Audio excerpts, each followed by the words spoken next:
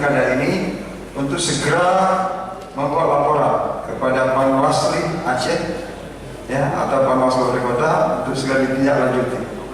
Mohon maaf tadi pasangan yang kami dikatakan, kami mengatakan kami cuma 5 orang ya, tidak mungkin turun ke seluruh Aceh. Di sana ada PPL, ada Panwascam, ada Panwas Kabupaten Kota. Ya, kami sadar mungkin SDM kami yang lemah, mungkin yang kurang, wajar masyarakat desa.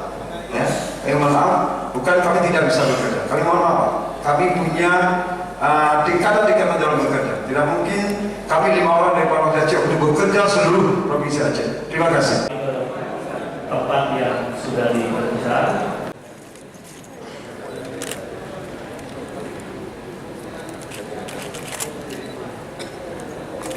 Berisi dokumen hasil suara, formulir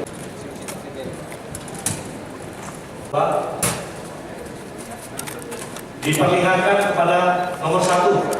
Kesana dulu. Pak Ketua, tolong diserahkan